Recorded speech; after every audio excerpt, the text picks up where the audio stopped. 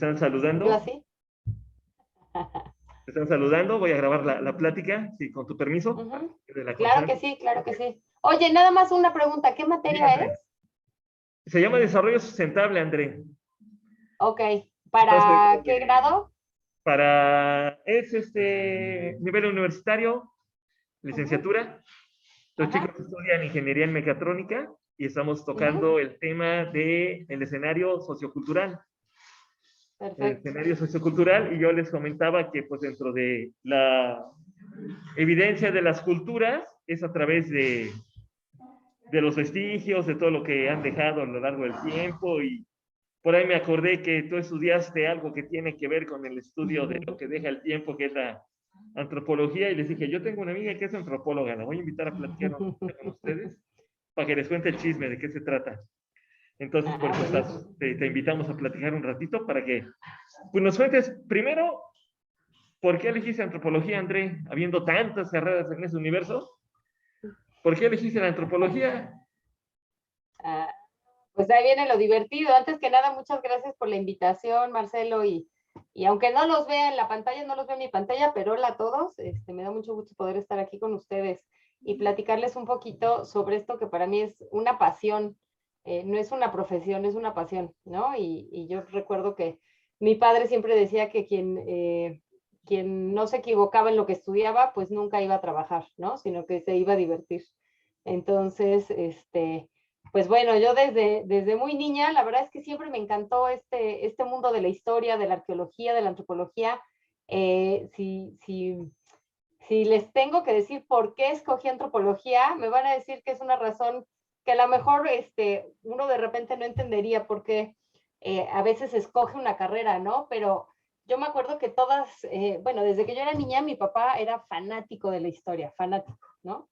Entonces mi papá, en lugar de contarme cuentos de Blancanieves y la Cenicienta, me contaba sobre Maximiliano y Carlota, y me contaba sobre Enrique VIII, y me contaba sobre cualquier personaje de la historia, ¿no? Entonces, y después, pues los dos siempre teníamos insomnio. Entonces, nos encontrábamos en el comedor de la casa a las 4 de la mañana, muriéndonos de hambre, por supuesto, y ahí comíamos algo y nos quedamos platicando hasta las 5 o 6 de la mañana, hasta que nos daba el tiempo para dormir otra media hora y salirnos a la escuela, a trabajar y demás, ¿no?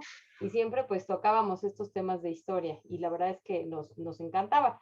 Yo conforme fui creciendo me di cuenta que pues tengo cero habilidades para la matemática, la química, la física, ¿no? Y demás. Sin embargo, sí tenía muchas habilidades y pasión por todo lo que tenía que ver con las ciencias sociales y con las humanidades. Siempre me encantó el arte, o sea, era algo que pues desde niña crecí con eso, ¿no? En mi ambiente familiar, y después, pues cuando me tocó decidir qué era lo que quería yo estudiar, mi primera opción de hecho fue historia del arte. Sin embargo, en la universidad habíamos muy pocos, yo entré a historia del arte al principio, ¿no? Pero habíamos muy pocos alumnos y decidieron que iban a cerrar la carrera y que, bueno, pues nos iban a meter a todos en la carrera de humanidades. Y yo en ese momento, aunque me gustaba mucho, pues no creí que fuera la mejor opción. Y otra de las áreas que siempre me encantó, siempre, porque desde niña me la pasaba yo leyendo libros que por ahí tengo sobre las pirámides de Egipto. Siempre tuve una fascinación y he tenido una fascinación por todo lo que tiene que ver con Egipto, ¿no? Pero desde ella, ¿saben? Lo más, no quiero decir mafufo, pero sí lo más poco convencional, ¿no? En donde te dicen que son los extraterrestres los que las construyeron, hasta ya después ponerme a leer los reportes, por ejemplo, de Howard Carter, ¿no? Es cuando descubre la tumba de Tutankamón, o cualquier tipo de libro que tuviera que ver con Egipto, me fascinaba, ¿no? Entonces, pues cuando llegó este cambio de carrera, pues decidí que también lo mío era esto, que al final del día son materias que están relacionadas, ¿no? Tanto el arte como la antropología, en mi caso que tenía la especialidad en arqueología, pues eran materias que iban de la mano, ¿no? Y bueno, pues en arqueología vimos muchas cosas de arte, y en arte, pues ves arte antiguo, ¿no? Entonces, pues cuando estás viendo Mesopotamia, Egipto, los hititas, yo qué sé, ¿no? Todas estas culturas, los griegos, los romanos y demás, pues no puedes dejar a un lado el arte, ¿no? Y la explicación sociocultural del arte, ¿no? Porque ahí es donde se pone interesante, es donde se pone divertido. En realidad, uno quisiera decir, ah, pues qué bonito es esto. O sea, hay muchas teorías sobre cómo nos enfrentamos a cualquier manifestación artística, ¿no? Que en su momento no necesariamente se tiene que haber considerado como una manifestación artística, ¿no? Y eso nos lleva a tener diferentes sentimientos, ¿no? A experimentar diferentes sentimientos de gusto, disgusto, ¿no? Y demás. Sin embargo, el entender por qué nos sentimos así y sobre todo entender por qué se van a crear piezas de esa magnitud, de ese calibre, pues recae, ¿no? Sobre la antropología. Ese entendimiento recae sobre la antropología, sobre el estudio del hombre, ¿no? Sobre el estudio de cómo se ha manifestado y cómo se ha expresado a lo largo del tiempo. Ahora, la antropología tiene muchas ramas, ¿no? Y dependiendo de la universidad, del país y del continente en el que estudies, entonces tiene una perspectiva diferente y tiene una metodología diferente, ¿no? Para nosotros, en su mayoría aquí en México, nosotros seguimos la escuela americana, ¿no? O estadounidense. Nunca me ha gustado el término de americano, ¿no? Para referirnos a ellos. Todos somos americanos, pero seguimos generalmente la escuela estadounidense, en donde la antropología depende de las ciencias sociales porque pues utiliza el método científico, ¿no? Y bueno, pues se divide en historia, arqueología, antropología cultural, lingüística y antropología física, ¿no? Que todas son igual de interesantes. A mí la verdad es que todas me fascinan, ¿no? Y bueno, pues dependiendo de este enfoque es que tú te vas aproximando pues a cualquiera de estas manifestaciones materiales, ¿no? Porque es lo que nos queda a nosotros, lo que se preserva, lo que se conserva en el tiempo. Sin embargo, el entenderlo, pues siempre lo tenemos que hacer desde la antropología, ¿no? Desde el conocimiento del estudio del hombre y por qué se ha manifestado y por qué se ha expresado, ¿no? Y por qué se ha comportado de ciertas maneras, ¿no? Y para eso, pues está la antropología, está la arqueología, está la historia, ¿no? Por supuesto, está la historia del arte, está aparte, ¿no? La antropología y demás, pero bueno, y la antropología física y la lingüística y demás, pero bueno, o sea, todo esto, o sea, yo creo que todas estas son ramas que no van solas, ¿no? O sea, que todas van de la mano. Todas están platicando entre ellas, todas se pelean entre ellas, que es lo divertido, ¿no? Y a veces llegan a acuerdos y a veces se mantienen peleados toda la vida, ¿no? Pero ahí lo interesante es entender, pues, cómo es que el ser humano se ha manifestado y se ha desarrollado de esa manera, ¿no? Porque si no entiendes eso, pues tampoco puedes entender muchos de los pensamientos, ¿no? O de las actitudes que tienes en la actualidad. O sea, bien dicen, ¿no? Que el que no conoce su pasado no entiende su presente y tiende o está condenado a repetirlo, ¿no? Pero más allá de eso, yo creo que si tú comprendes tu presente y comprendes por qué piensas de esa manera, por qué sientes de esa manera, ¿no? ¿Por qué entiendes el mundo de esa manera? Más allá de no repetirlo en el futuro, lo que estás creando es una conciencia, ¿no? Que puede crear una transformación social, ¿no? En la gente a la larga, por supuesto, pero también en el presente, ¿no? Porque pues no sabemos si el futuro llegue, ¿verdad? Entonces, ahí es lo que nos lleva como que a tratar de entendernos por qué estamos aquí, ¿no? Y entender por qué pues muchas manifestaciones o muchos de los mismos sentimientos que nosotros creemos que son totalmente nuestros, pues en realidad no lo son, ¿no? Y son aprendidos desde el punto de vista sociocultural, ¿no? Son heredados de familias en familias, ¿no? De generaciones en generaciones, y a veces, pues bueno, ¿no? Los haces tuyos, ¿no? Independientemente de que sea lo mejor para ti o no. O sea, a veces tú sientes que necesitas otra cosa, sin embargo, por mantenerte bajo estas estructuras, ¿no? También diría por ahí Michel Foucault, ¿no? Todos estos centros de poder y demás, pues sigues pensando y sigues actuando de ciertas maneras que no necesariamente corresponden a tus necesidades, ¿no? Claro, vendría el cuestionamiento de realmente qué son las necesidades, y si esas necesidades son legítimas o no, ¿no? Sino que también sean culturales, ¿no? Pero eso es harina de otro costal. Harina de otro costal. Y de todo lo que has podido aprender y estudiar en este recorrer por la antropología y por la arqueología, André, en la parte americana, en la parte de América, ¿qué nos puedes platicar? ¿Cómo has visto el desarrollo de América desde el punto de vista antropológico y arqueológico? ¿Qué características tiene? ¿Qué virtudes? ¿Qué nos puedes Pues contar de mira, América? América es un continente gigantesco, ¿no? Pero tan rico y tan diverso que cuesta un poco de trabajo quizás poderlo poner todo en el mismo costal, ¿no? Al contrario, tenemos particularidades eh, culturales de verdad increíbles, ¿no? Y realmente muy ricas que nos han llevado pues bueno, a desarrollar diferentes culturas, ¿no? Y que ahorita pues también le dan la base a diferentes naciones, ¿no? Y a diferentes países que tenemos, ¿no? En cualquier parte de nuestro continente, desde el norte hasta el sur, ¿no? Claro, para entender cada una de esas culturas, pues siempre nos tenemos que ir a los antecedentes, primero arqueológicos, ¿no? Después todo este proceso pues yo no sé si ya tanto invasión, porque ya no se usa tanto el término, ¿no? Pero europea hacia, o conquista más bien, ¿no? Hacia América, sino más bien quizás una mezcla de culturas, y después, pues bueno, todo el proceso particular que tenemos pues en cada uno de los países, ¿no? O sea, que nos lleva a desarrollar las naciones que tenemos, pues en la actualidad, ¿no? Entonces, en realidad yo creo que América, por ejemplo, el caso de México, ¿no? Que es el que nosotros, pues quizás conocemos mejor, ¿no? Pues es una mezcla de culturas, ¿no? Es una mezcla súper interesante, en la cual, pues desde antes de la llegada de los españoles ya existía una mezcla de culturas, ¿no? O sea, no necesariamente nos tenemos que referir con ese término a la mezcla con los europeos, ¿no? Sino también con las mismas poblaciones mesoamericanas, ¿no? Mesoamérica estaba dividida en 5 regiones, y cada una de ellas tenía pues, sus propios centros urbanos, tenía sus culturas, ¿no? O sea, desde Oaxaca hasta el Altiplano Central, el Golfo de México, Occidente, la zona maya, ¿no?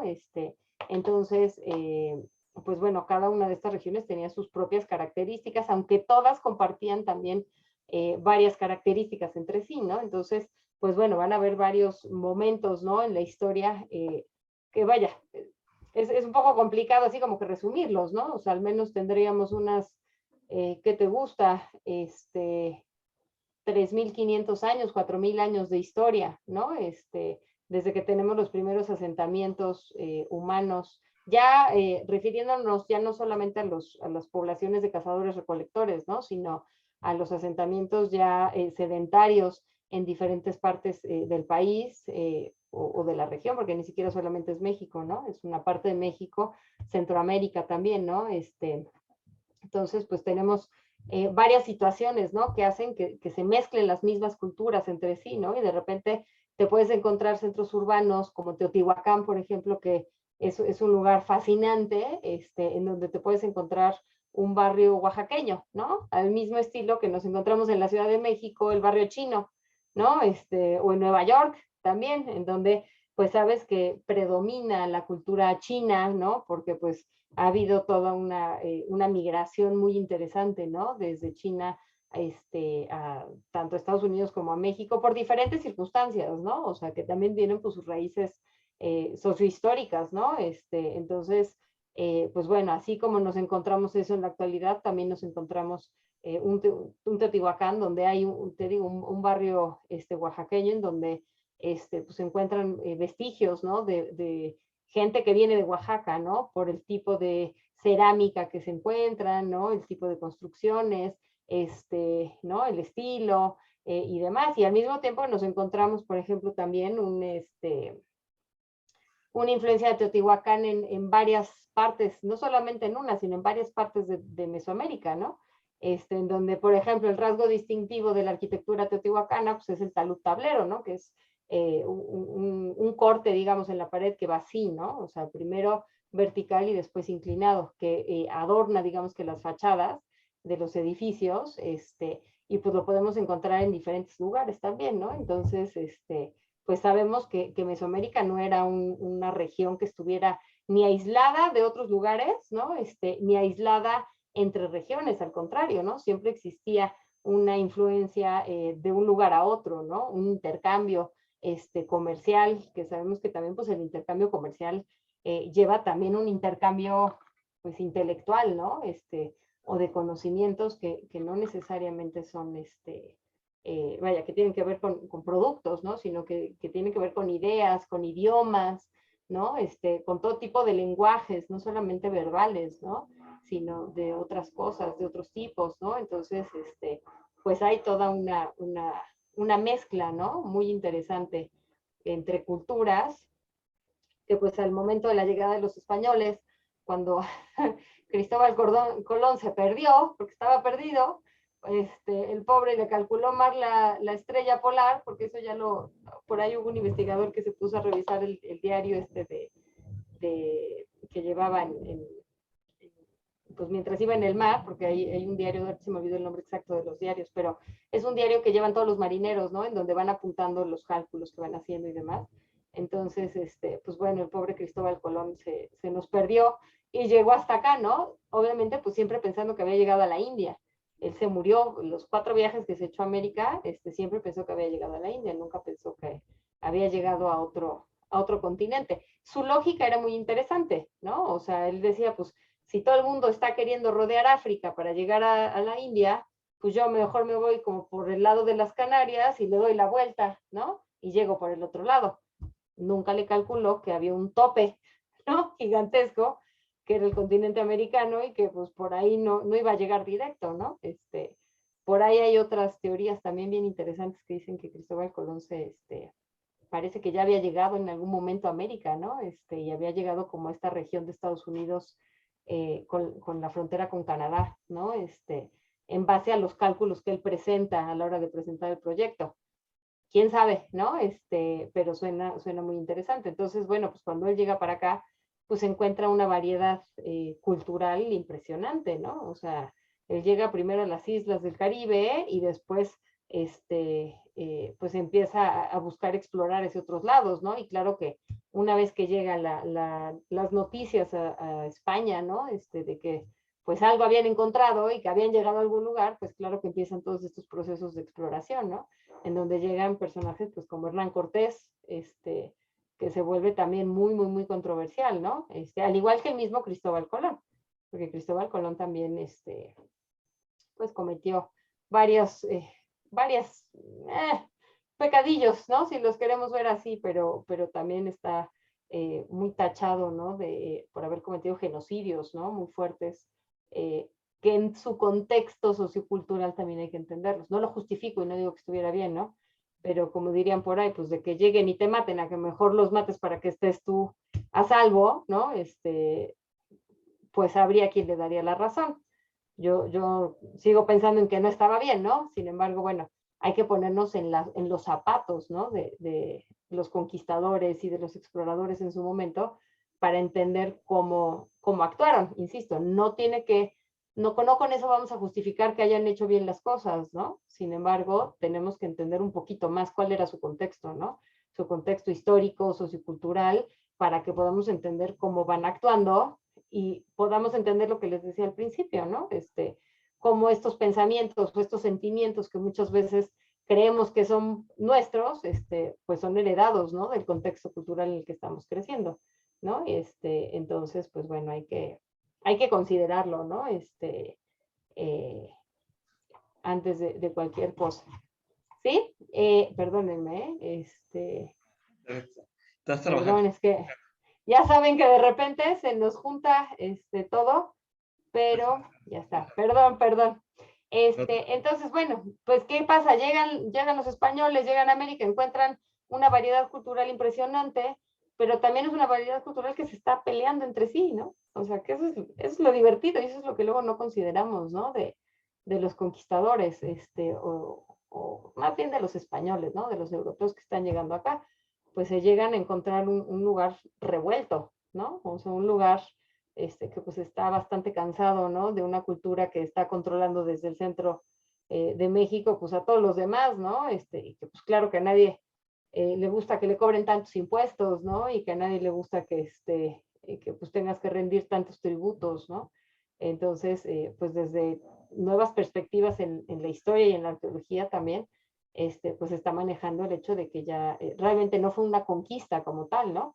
Sino que los españoles les tocó participar en una revuelta civil, ¿no? En una guerra civil, o sea, que estaban en contra de los aztecas, los que estaban más hartos eran los tlaxcaltecas y dijeron, ya, no más, y pues cuando encontraron la oportunidad, pues vámonos, ¿no? Entonces se suben, ¿no? A la ola, como dicen por ahí, y pues te vas con ese impulso, ¿no? Entonces, bueno, ¿qué pasa? Pues llegan, pasa todo lo que ya sabemos y todo lo que nos han contado en el libro de historia de cuarto de primaria, el cual también es un caso muy interesante de analizar, ¿no? Porque hay que entender quién escribe, para quién escribe, por qué escribe y en qué momento lo hace, ¿no? Hacer nuestros análisis historiográficos para entender que la versión y la visión de la historia que tenemos, pues depende también de quién nos la está contando, ¿no? Porque pues no, nada es absoluto, ¿no? O sea, ahorita este relativismo también nos lleva, que yo lo comparto en cierta medida, ¿no? Se me hace bastante interesante porque hay muchas explicaciones, ¿no? Y yo siempre he dicho, bueno, ¿qué diría Luis XVI de la Revolución Francesa? ¿Y qué me diría un campesino en el sur de Francia de la Revolución Francesa? ¿No? Al mismo tiempo, pues cada quien tendría su versión, ¿no? Y Luis XVI diría, están locos, ¿no? Y el pobre campesino que se está muriendo de hambre desde hace 8 generaciones, pues diría, pues es lo mínimo que podemos hacer, ¿no? Entonces, pues hay que entender quién lo escribe, ¿no? Y en qué momento lo escribe y para quién lo escribe, ¿no? Esa parte es muy, muy interesante.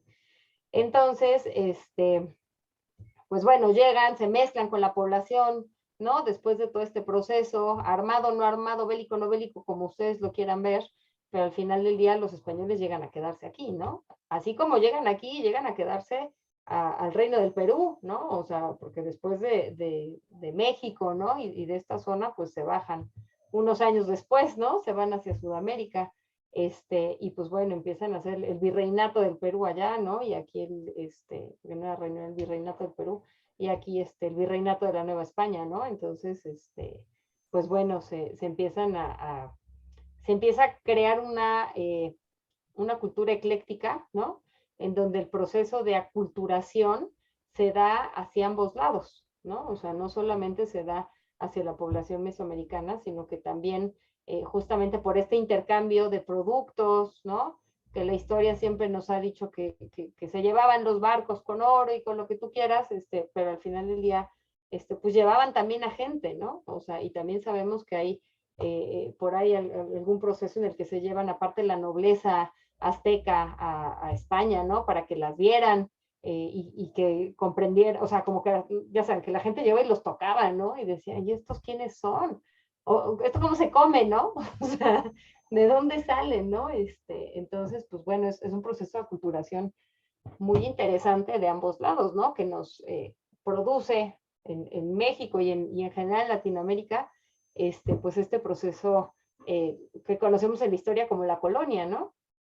En donde pues hay ciertas reglas que depende quién te las cuente, vas a comprenderlas mejor o peor y sobre todo entenderás pues la relación que tienen con los españoles, ¿no? Con las poblaciones mesoamericanas, ¿no? En esos momentos, porque se crean, por ejemplo, las repúblicas de indios, ¿no? En donde, pues más allá de ser conquistadores, pues se mantienen, digamos que en una cierta burbuja, ciertos usos y costumbres, ¿no? De las poblaciones nativas, ¿no? Originarias de esta región, en comparación con lo que luego nos cuenta la historia, ¿no? Que llegaban y casi así de, ¿no?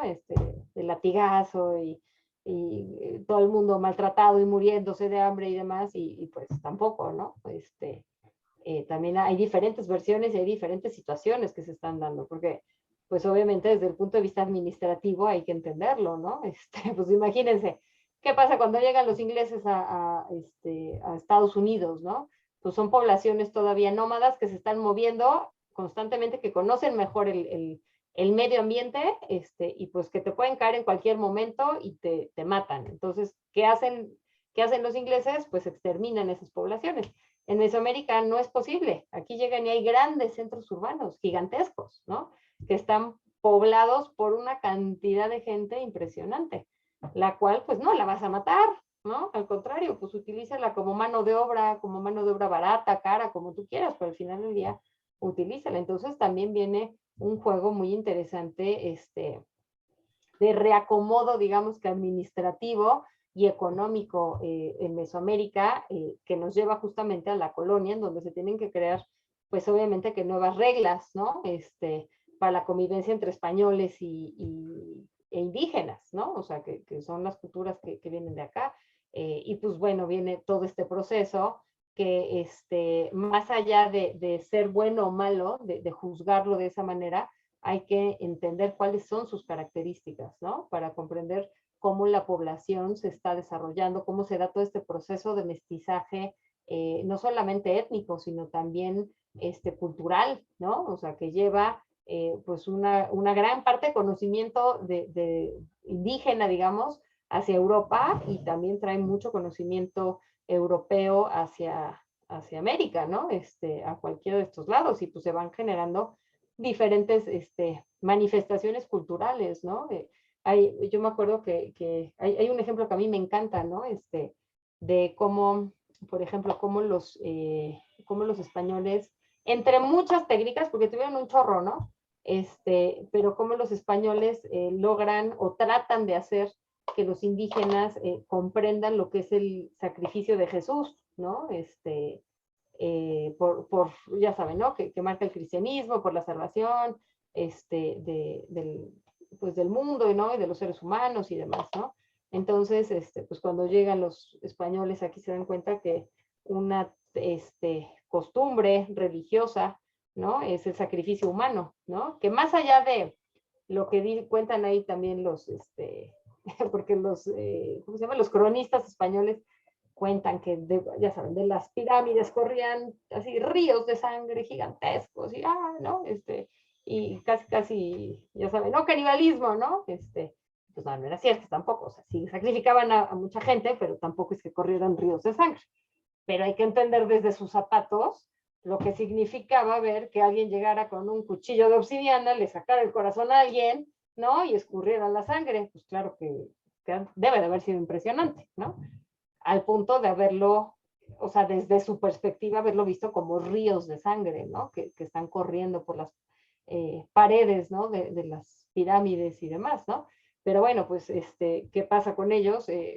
Pues dicen, bueno, ¿cómo le vamos a hacer para que entiendan el sacrificio de Jesús? Que al final del día, pues también se puede equiparar con el sacrificio humano, ¿no? Entonces, si ustedes se fijan, en la mayoría de los crucifijos coloniales, están fuertemente ensangrentados. O sea, realmente tú te podrías parar debajo de uno de ellos y casi duele la gotita saliendo, ¿no? De sangre, porque están llenos de sangre. Cuando tú comparas esos crucifijos con los crucifijos europeos, ¿no? De la misma época, pues lo que ves es la gotita de sangre literal y la gotita acá y la gotita acá, ¿no? O sea, son cristos muy limpios, digamos, ¿no? En ese sentido, o sea, de no tener tanta sangre. Entonces, pues ellos dicen, bueno, pues si el sacrificio humano está aquí, ¿no? Y es algo que implica que se lo están ofreciendo a los dioses y que es un honor y que la sangre es un elemento tan normal, digamos, ¿no? Para estas culturas, pues ¿por qué no sumárselo, ¿no? A la representación de Jesús en la cruz para que se vea como algo que les pueda llamar la atención y que también pueda, pues crear una conexión con ellos, ¿no? Entonces, pues bueno, fíjense como dos conceptos, ¿no? Religiosos que son totalmente opuestos en tiempo y en espacio, pues llega un punto en el que pueden dialogar, ¿no? Y juntos, pues generan una nueva visión, ¿no? De un concepto, en este caso, pues del sacrificio de Jesús a la hora de estar en la cruz y demás. Entonces, pues ejemplos como estos hay muchos, ¿no? O sea, muchos que nos llevan a una cultura,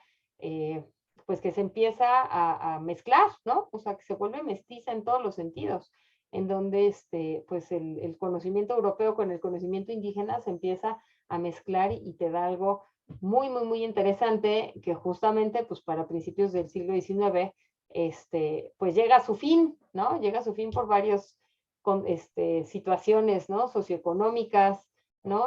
También de división social, ¿no? Con todo esto de las castas y demás, y pues nos lleva a la independencia, ¿no? A la independencia de México, que vaya, no es un suceso aislado, ¿no? O sea, para entender la independencia de México, nosotros tenemos que entender la Ilustración y tenemos que entender la independencia de los Estados Unidos y tenemos que entender la Revolución Francesa, ¿no? Y tenemos que entender después cómo llegan todas estas ideas a América, y gracias a eso, pues, viene este proceso independentista ni siquiera en México primero fue en Haití y después en México y después en todos los estados latinoamericanos, ¿no? O sea, que poco a poco van cayendo uno a uno, ¿no? Con todos estos libertadores que tenemos en la historia, y que nos llevan a pasar, por ejemplo, en el caso de México se conoce como el periodo del México independiente, ¿no? En cada una de las regiones, pues tiene también sus propias características, pero que nos llevan a crear, por ejemplo, en nuestro país, un siglo muy interesante, pero sumamente inestable, ¿no? Sumamente inestable. O sea, entre las leyes de reforma, entre el Segundo Imperio, ¿no? O sea, y las invasiones, ¿no? La invasión francesa, norteamericana, o sea, todos estos procesos históricos, pues nos llevan a tener, en nuestro caso en particular, pues una inestabilidad tremenda, ¿no? O sea, de verdad muy fuerte. Que gracias a ella podemos entender a personajes como Porfirio Díaz, ¿no?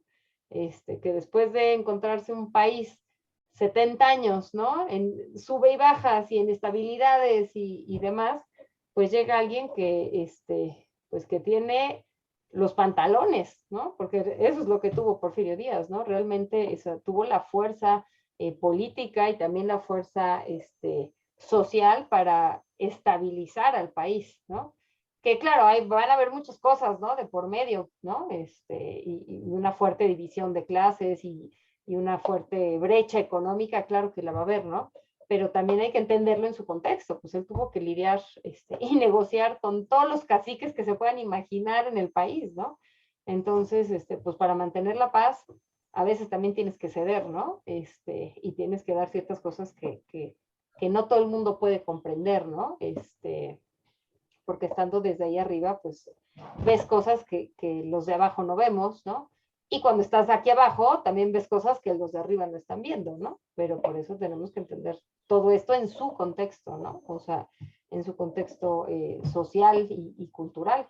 Y pues bueno, nos llega un periodo de 30 años, ¿no? De dictadura, que yo creo que en primera instancia fueron muy buenos, ¿no? Y que trajeron un progreso fuerte a México. Sin embargo, bueno, pues como suele pasar, ¿no? También se fue, pues de alguna manera, pues, ¿cómo se diría? Malentendiendo, ¿no? Este progreso. Y pues llegó un momento en el cual estas negociaciones, ¿no? Con los grandes caciques de todas las regiones del país, pues ya no fue posible, ¿no? Y eso pues nos pasa del porfiriato a la Revolución Mexicana, que también hay que entenderla en su momento, ¿no? O sea, si no entiendes al porfiriato, no entiendes también el México independiente, ¿no? Y la gran inestabilidad del siglo XIX, pues tampoco entiendes la Revolución Mexicana, ¿no? Como este proceso en el cual, pues sí, se trata de acabar con una dictadura, pero al mismo tiempo también hay una lucha, ¿no? De poderes hacia el interior, ¿no? Del norte al sur y del sur al norte, ¿no? O sea, en donde pues todos estos personajes revolucionarios pues también traen sus propios motivos y traen sus propios contextos, ¿no? No se quedan así nada más, ¿no? Y bueno, pues tienen pues sus características, ¿no? Y hay que entender pues el México del, del siglo XX, ¿no? O sea, un México que pues tiene también, si no es una dictadura personal, pero sí hay una dictadura de partido, ¿no? Que dura 70 años, en la que nos escriben el libro de historia de cuarto de primaria, ¿no? Entonces, pues, ¿quién escribe la historia? Los ganadores, ¿no? Y nos dicen que Porfirio Díaz fue lo peor que le pudo haber pasado al país, ¿no? Cuando dentro de todo, o sea, hubo cosas buenas y hubo cosas malas, ¿no? Pero tenemos que entenderlas en su contexto histórico, no nada más así. Entonces, pues bueno, tenemos 70 años, ¿no? De dictadura de partido muy interesante, porque también tiene sus características históricas, hasta que, pues viene esta alternancia, ¿no? En el poder con el PRI, el PAN, ahora Morena, ¿no? Y bueno, pues las cosas se transforman, pero a lo que voy con todo esto es que, a ver, nosotros siempre generalmente entendemos las cosas o cualquier proceso histórico, antropológico, cultural, pues con una cierta distancia histórica, ¿no?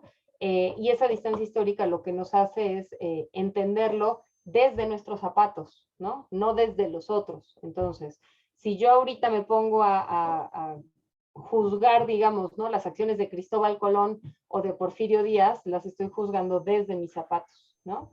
Pero yo tengo que entender su contexto sociocultural y tengo que entender el contexto en el cual y la mentalidad y las ideas, ¿no? La filosofía que se estaba dando en ese momento, ¿no? Las expresiones antropológicas, sociales, culturales, de cualquier época, para que yo pueda realmente comprender por qué se están comportando de esa manera y cuáles eran sus intenciones, ¿no? Entonces, si yo logro hacer eso, aparte de generar una cierta empatía, ¿no? Con el pasado, pues también puedes comprenderlo de una mejor manera, ¿no? O sea, lo puedes comprender yo creo que más a profundidad, y te ayuda a entender causas diferentes, ¿no? Causas diferentes a las que generalmente te contaron, ¿no? Y las que te metieron en la cabeza desde el libro de historia de cuarto de primaria, ¿no?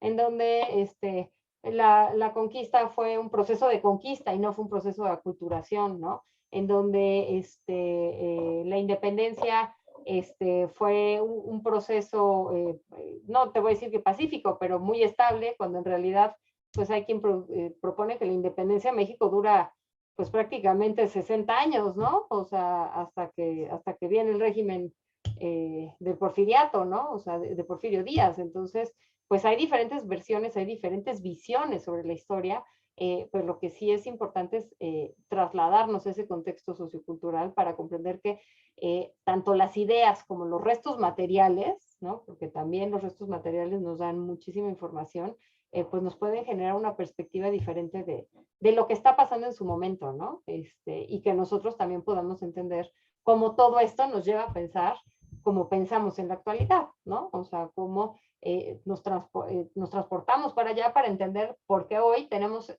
estos zapatos, ¿no? O sea, y cómo estamos caminando con estos zapatos. No solamente los estamos observando, sino que caminamos en ellos, ¿no? Pero estos zapatos pues tienen todo un antecedente para llegar a ser lo que son, ¿no? Y llevarnos a ser pues lo que somos. Así es, efectivamente, todo un bagaje cultural, histórico que nos has presentado ahorita, André, para que podamos entender un poquito lo que significa este México del 2022.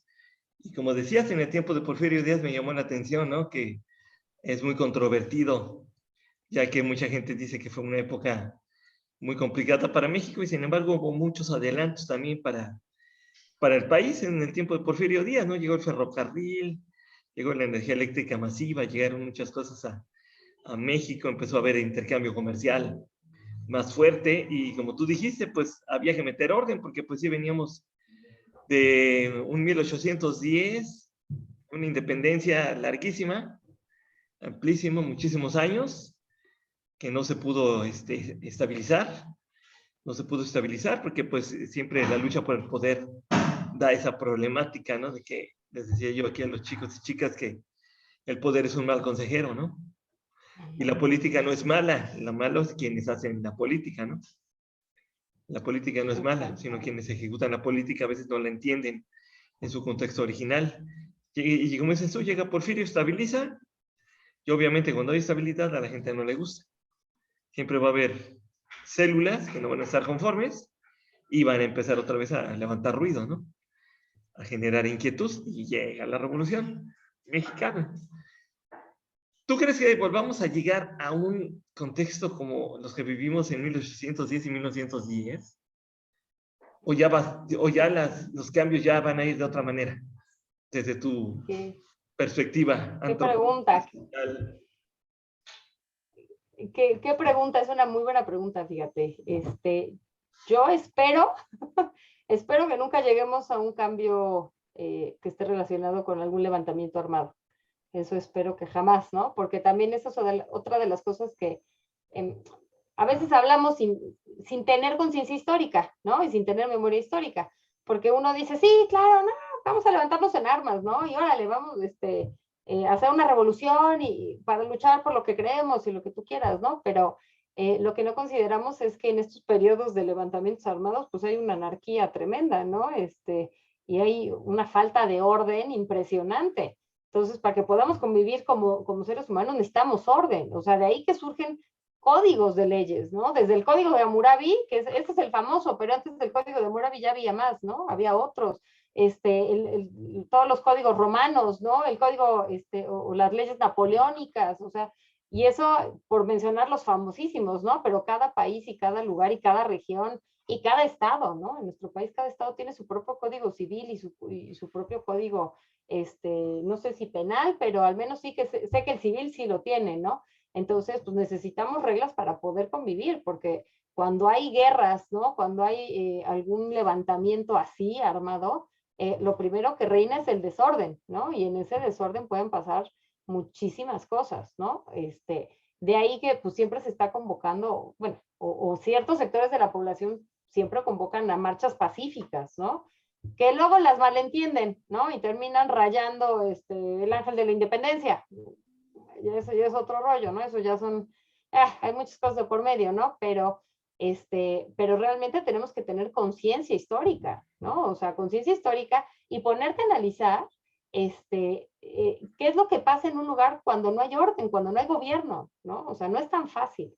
Hay una serie, en una de estas plataformas, no sé si la pueda yo mencionar, porque ya no sé, ¿no? Hay una serie en Netflix, que me encantó, no saben cómo me gustó. Es una serie, ahorita no me acuerdo del nombre, pero llega un policía de, creo que Nueva York, de Chicago, no sé, a Berlín, justo después de que acaba la Segunda Guerra Mundial, 1945, y tratan de poner orden en Berlín. O sea, entiéndanme lo que es Berlín después de la Segunda Guerra Mundial, está destruido, está todo bombardeado, no hay orden, no hay policía, no hay comida, no hay nada, ¿no? Y este pobre cuate está tratando de resolver ahí casi un misterio. Obviamente tiene que tener su toque hollywoodesco, ¿no? Para que nos llame la atención. Pero lo interesante es entender y ver un Berlín destruido por completo. O sea, destruido por completo, ¿no? O sea, entiéndame que no hay calles, no hay casas, todos los edificios están caídos, están los ladrillos todos en el piso rotos, ¿no? Entonces, este pobre cuate está buscando la manera de resolver este misterio, ¿no? Que implica ahí tráfico de personas, ¿no? Y prostitución y todo lo que quieran, no se las voy a spoilear, pero está muy buena, pero no hay orden, ¿no? Entonces, si no hay orden, es muy complicado que podamos interactuar, ¿no? Y ojo, para que haya orden, pues alguien se tiene que levantar, ¿no? Y ponerse los pantalones, ¿no? Con el cinturón bien amarrado y decir, pues así va a ser. No, que tus leyes son una porquería, pues sí, pero son las únicas que hay. Por el momento, ¿no? En lo que la cosa se estabiliza.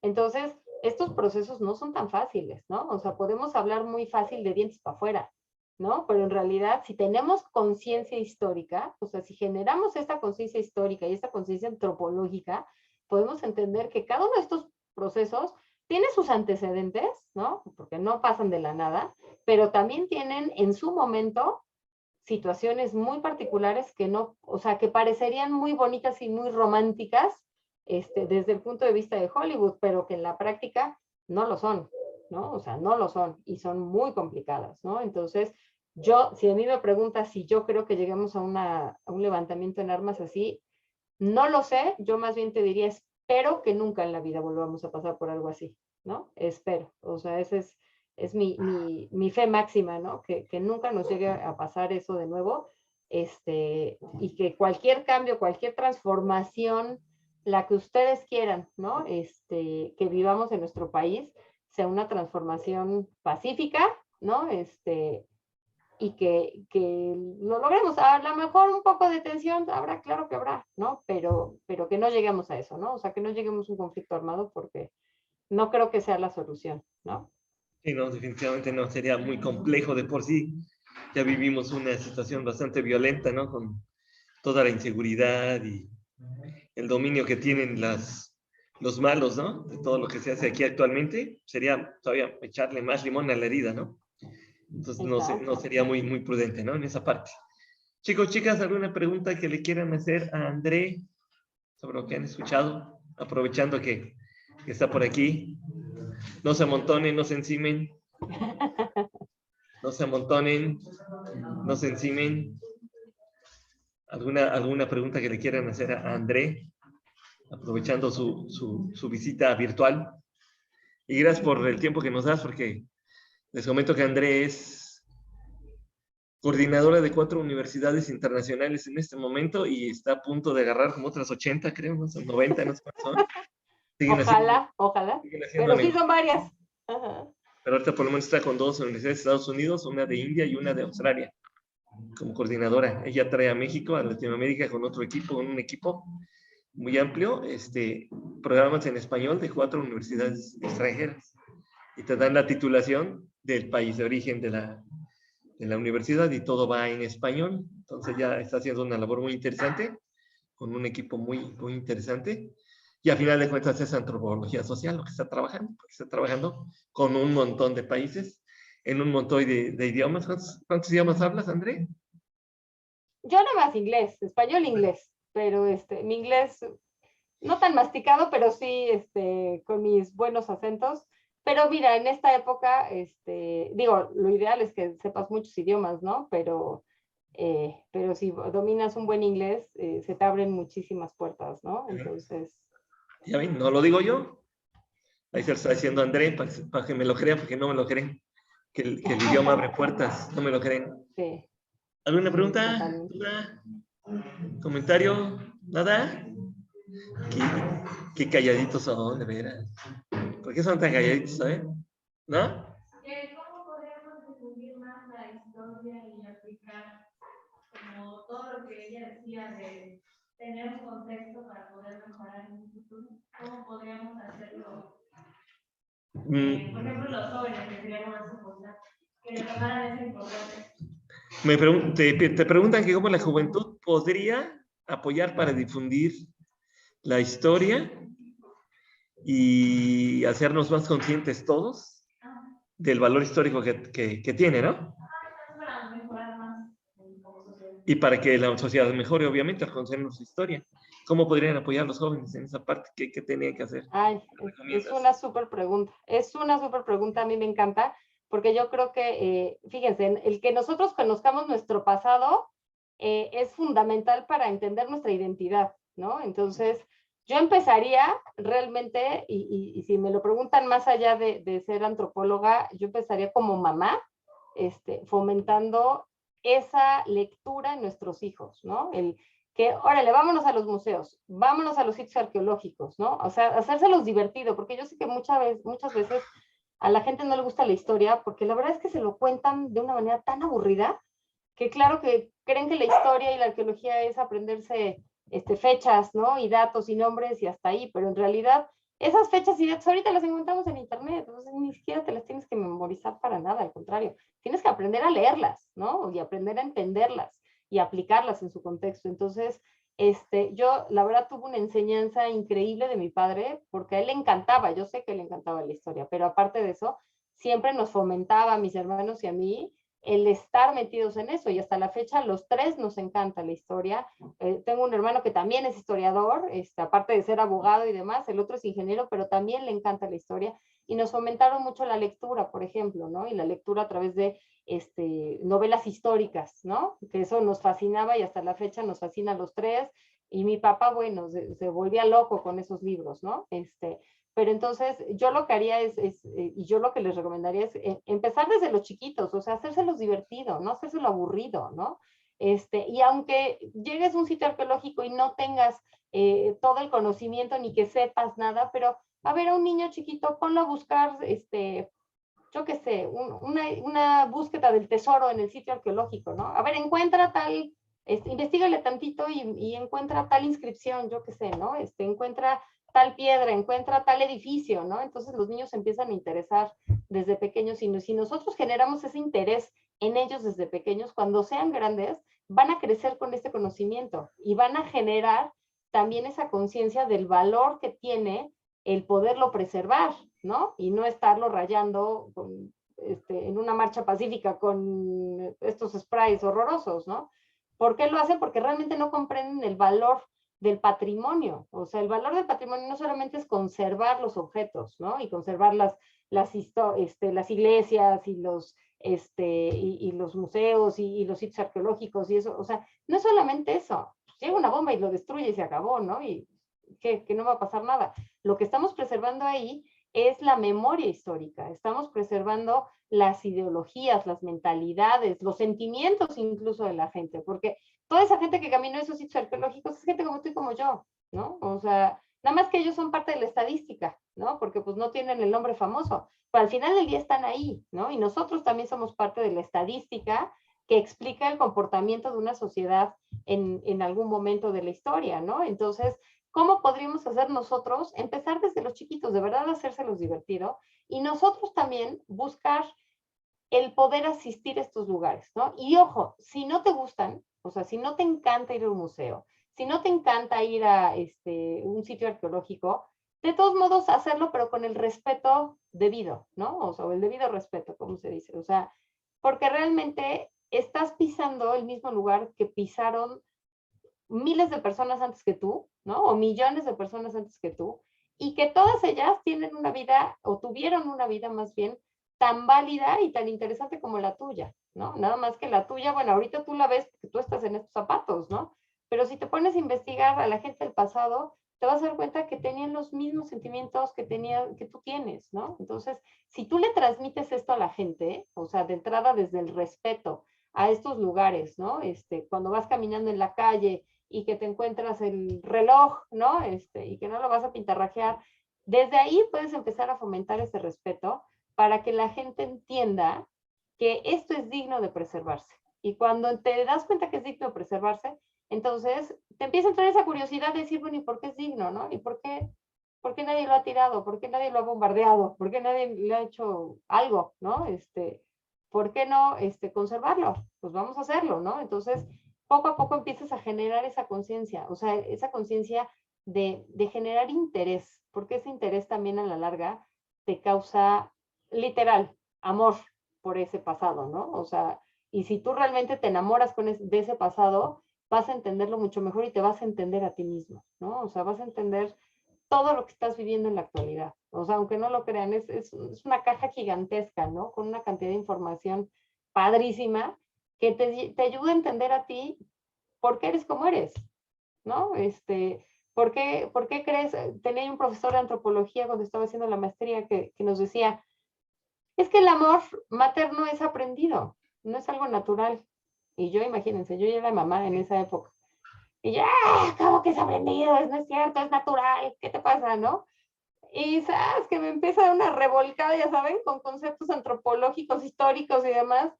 Y me terminó demostrando desde su punto de vista racional que pues el amor materno es aprendido, no es algo natural como tal, ¿no? Y bueno, pues yo hasta la fecha le sigo diciendo que no es cierto, que sí es natural, ¿no? Porque soy mamá, pero hay toda una explicación gigantesca atrás de todo esto, ¿no? De la manera que pensamos y que actuamos y que sentimos, ¿no? Entonces, para que nosotros podamos contribuir a esto, es primero generar esa conciencia, ¿no? De que son lugares y que son sitios y que son ideas también dignas de preservarse, de estudiarse, ¿no? De conservarse y sobre todo de entenderse, ¿no? Y cuando las entiendes, entonces tú entiendes lo que estás viviendo y cómo lo estás viviendo, ¿no? Perfecto, muy bien. Gracias, André. ¿Alguna pregunta más que tengan por ahí? ¿Inquietud? ¿No? No. Vale. ¿Bien?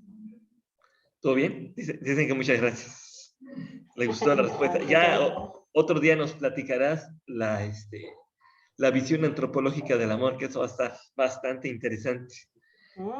El amor desde la antropología. Eso va a estar padre. Bueno, ¿alguna duda, chicos? ¿Chicas? ¿No? Bueno. André, te quiero agradecer mucho que nos hagas el favor de acompañarnos un ratito. Desde la Claro, Puebla, ¿cómo está la Puebla ahorita? ¿Ya está el aguacero? Todavía no. No, pero hace un calor que te estás. O sea, ya viene el aguacero, ¿no? Pero pues, ya sabes que siempre se pone bochornoso antes de. Calor fuerte en Puebla, diluvio, seguro. Pues que no te Sí. agarre el diluvio, pásatela bien. Seguramente tienes muchas actividades todavía con las demás con las universidades ahorita, porque la tarde de nosotros es la mañana de ellos, así que te ponen a correr a esta hora, así que seguramente ya te van a empezar a contactar. Así que, pues ánimo y fuerza.